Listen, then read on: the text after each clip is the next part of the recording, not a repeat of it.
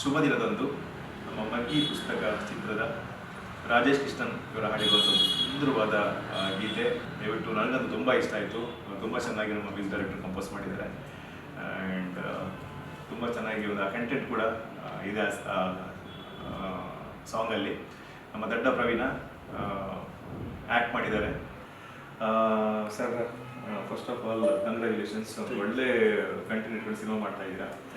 May be ನಿಮ್ಮ ಹೆಸರಲ್ಲೇ ಒಂದು ಶ್ರದ್ಧೆ ಇದೆ, ಹರಿವರಾಸನ ಅಂದರೆ ಒಂದು ಭಕ್ತಿ ಇದೆ, ಶ್ರದ್ಧೆ ಇದೆ. ಸೊ ಸಿನಿಮಾದಲ್ಲೂ ನೀವು ಅದು ಶ್ರದ್ಧೆ ತೋರಿಸಿ ಒಂದು ಒಳ್ಳೆ ಸಿನಿಮಾ ಮಾಡಿದ್ರೆ ಅನಿಸ್ತಾ ಇದೆ ನನಗೆ, ಫುಟೇಜ್ ಎಲ್ಲ ನೋಡಿದಾಗ, ಸಾಂಗ್ಸ್ ನೋಡಿದಾಗ.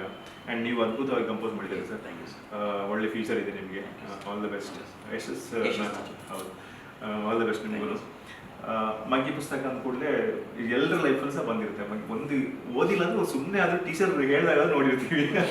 ಸೊ ಅದ್ರ ಮೇಲೆ ಒಂದು ಕಂಟೆಂಟ್ ಮಾಡಿದ್ರೆ ಅಂದರೆ ಮಗ್ಗಿ ಪುಸ್ತಕ ಅಂದರೆ ನಿಮ್ಮ ಲೆಕ್ಕಾಚಾರಗಳು ಬೇರೆ ಇರುತ್ತೆ, ನಿಮ್ಮದು ಗೊತ್ತಿಲ್ಲ. ಬರೀ ಮಗ್ಗಿ ಪುಸ್ತಕ ಅಲ್ಲ, ಮೈನಸ್ಸು ಪ್ಲಸ್ಸು ಕೂಡಿಸು ಕಳೆ ಎಲ್ಲ ಇರುತ್ತೆ. ಸೊ ಆ ಫುಟೇಜ್ಗಳು ನೋಡಿದಾಗ ಒಂದಷ್ಟು ವಿಚಾರಗಳನ್ನ ಇಟ್ಟಿದ್ದೀರ, ಕಂಟೆಂಟ್ ತುಂಬ ಇಟ್ಟಿದ್ದೀರ ಅನಿಸುತ್ತೆ. ಬರೀ ಒಂದೇ ಅಲ್ಲ, ಸುಮಾರಿದೆ ಅನಿಸುತ್ತೆ.